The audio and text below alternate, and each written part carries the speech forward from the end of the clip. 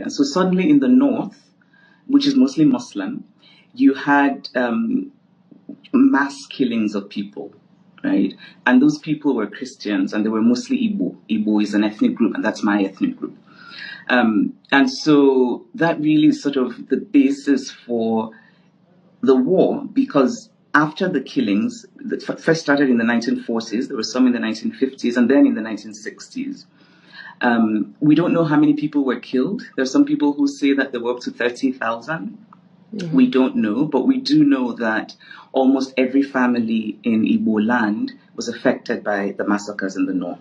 And so what happened was Igbo people then decided, you know what, we're being killed in Nigeria because of our ethnicity, because of our religion, and so we don't want to be part of Nigeria anymore. And so they decided to secede from Nigeria and call their country Biafra. And I think the story might have ended there, if not for the fact that Nigeria's oil happens to be in the area that was Biafra. And the oil had just only been discovered. And so Nigeria said, no, you're not going because we want the oil. And that's really what the war was about. So Nigeria fought to keep Biafra in sort of to stop the secession of Biafra. And Biafra was fighting for independence. And it lasted for 3 years. It was a humanitarian disaster. And I think it shaped so much. Of course, you heard her saying the war was fought because they want to keep the oil. That is the reason why they fought that war. Not because Ojukwu declared Biafra, no. After all, Ojukwu was declaring Biafra based on that Gowon did not agree. But the reason why the British government, because she doesn't want to call the name, the reason why the foreign countries sponsor and support Nigeria to fight the Biafra is because they want to grab the oil. And that's why after the war, they share the oil wells among themselves. But funny enough, the majority of the oil wells in the South today, which is formerly Eastern region, none of the South people owns the oil well, but they are made them to be fighting us, the Igbos, as if we are their problem. The Igbos see oil well, oh, yes, because oil well there in Okwan, in my own place in Delta State, which is, I'm talking about the Delta Igbo, the Anyoma land. Anambra has an oil well and gas deposit. Abia has an oil well and gas deposit. Enugu and Ebonyi has oil well. Imo State has oil well and gas deposit. So it's not like oil no dey Igbo land. But these are the reason why the war was fought. But there's a point leading to 2027 election that I want you to see or hear.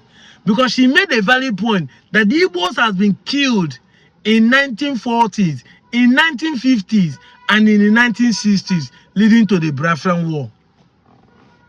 This is the major point I want you to understand. So when you come and say, we are trying to create hate, we are even making people to hate Igbos more. Igbos has already been hated before the Nigerian independence, 1960. Every time people want to kill them, because they are quiet. And when we say that Igbos are quiet, we say they are the one aggressive. No, Igbos are not aggressive. They are Republican in nature. Live and let live. They want to stone their own, but anytime they kill them, it is the killing that made them return back. He says it's one Nigeria, but you don't want to practice it. Look at what is happening in Lagos. A lot of people have tagged me since they demolished P2B brothers this thing. It's the same thing. Genocidal. The war was genocidal. The same thing. It has been happening. How long do we continue like this? And you know the funniest thing? It has never helped Nigeria to move forward. It has never helped Nigeria to move forward. That is a proverb in Igbo language. No jimad. As far as you are holding the person on the ground, you are holding yourself. As Nigeria is holding Igbo ground, they are holding themselves. And I know that many of us believe that we have a foreign countries that are interested and pushing the politics that is making our people not to develop. Not only Nigeria, but Africa in general. But how long do we continue to blame these people? Will person tell you to put hand in the fire, you put hand in the fire? Who is to be blamed? Why can't you on our own stop marginalizing ourselves? Stop preaching hatred against the Ndigbo. When I start making video for the Igbos now, people say I'm the one preaching hatred against other people. I said it time without number, like the Benin and the Yorubas are not my problem, but they're the subject to make people see that Igbos are not the problem. So I need to call them. And that is what is happening. Look at what the Free said recently. That he don't have any problem with Peter Obi, but just because say he work with Abacha. If somebody see it in the light of tribalism, the person might not be wrong. Because the same that the Freeze that I know was with Hush Puppy. Yes. Should we not say that the Freeze is a bad person because he was a friend of Hush Puppy? After all, they say, show me a friend, I will tell you who you are. He worked with Abacha. If we even look at it critically, is Abacha the worst Nigerian president? The worst Nigerian leader? Yes, I want to put it that way. Yes, I know that Abacha abused human rights. Abacha was fierce and authoritative. He was tagged as a dictator. But you see, there's some economic progress that Abacha made that all the presidents in the past has not ever done, including Buhari that have ruled out twice, including Tinubu now. Go and fact check it. Abacha was able to reduce inflation that Sheneko and Yoruba man incur in less than 6 months. Abacha was able to reduce it from 54% to 8.7%. Go and verify, according to Peter Obi. Go and verify. For 5 good years, Abacha was in power. Dollar was 22 naira to $1. For 5 years, he retained it. He did not devalue money. And remember the price of crude oil in that period. Abacha refused to loan money for IMF. Just go and find out the economic process. That's why most people did not complain about that time, like the way we are complaining today.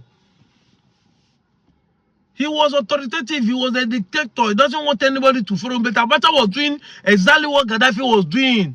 Infrastructure. Look at the PTF. He was developing places using the oil money to be financing the PTF. Abacha did a lot. We were sanctioned that period. Yet Nigeria wasn't complaining as much. Importation wasn't coming in. Yet we are producing our own things. Go and verify. Look at it now. We are saying that Abacha stole money. Can I bust your bubble? Peter Obi said that he saved the money of Anambra in 3 different banks. Fidelity Bank, Access Bank, and Diamond Bank. Many of you are saying that Peter Obi stole the money and put it for his own business. Imagine if Peter Obi had died after ruling the place. The same accusation you people gave to Abacha is what you gave to him today. What you have given Peter Obi. In fact, Peter Obi is alive. You're even accusing him that he stole the Anambra State money and put into a private business. It's the same thing you people are doing to Abacha. Because if Abacha is alive, we would have known that he did not steal the money. I might be wrong, but this sad, if you look at it critically, it might be actually what happened. That Abacha was saving our money. But the white men, the Europeans, the foreign country who wanted this, our resources by all means, we are looking a way to eliminate someone who doesn't want to bend to their own format. Who doesn't want to bend to their own format? Yes, we needed democracy. Which what we are clamoring for. They tag me as a dictator. Nobody, they tag me as a corrupt person, but you are the one receiving the money he stole. Your banks are the one receiving money that you claim he stole. Just like what they are doing to this our present administration, our present leaders. They will store money, they will still be the one receiving it. During Abacha time, Which governor, which sole administrator will have right to steal any money? After creating 6 additional states for 6 political zones, no governor, no sole administrator stole money, even though they are military governors. But from our Abacha time, Alamasiye, Ibori, how many should we count that stole money? Should we count them? Governors that were stealing money from the bosses and could not do any project. This is what we are talking about. Is Abacha the worst president? Or you think that Abacha is dictator that is killing people? Are they not killing people in this our present government? Didn't Buhari kill a lot? It's not every day Nigerians are there. Abacha was even killing the leaders. But in this present democracy we are experiencing, they are killing both the people that want to fight against them, and they're also killing the innocent citizens. Are they not using Fulani in militias to be eliminating innocent people, grabbing land? So what makes this one different from Abacha own? But you are here trying to accuse that is the reason why he hate Peter Obi. Peter Obi that just said they appointed him just to clear only Apapa War. That is the only way he worked with Abacha. You see, tribalism is our major problem. But we will keep exposing it. We will keep showing people. We'll keep letting people know the truth. I've been saying it time without number. It's time for Ndigbo to come back home and invest. Akuruno. Stop accusing people that are demolishing your house. They're doing this and I do that. Come back home and invest. I made a video and I said, Igbo unification, Igbo investment back home is greater than Igbo presidency. We don't need a president because somebody will finish 8 years. Yes, if he's a good... See, even if it's not Peter Obi that is ruling, if he's a good man that entered the place and do the same thing that Peter Obi could have done, it's the same thing. But it's not about presidents, it's not about who rules Nigeria. It's about Igbos investing and building Igbo land. That has been my own. Since the civil war has ended, Igbo need to rebuild.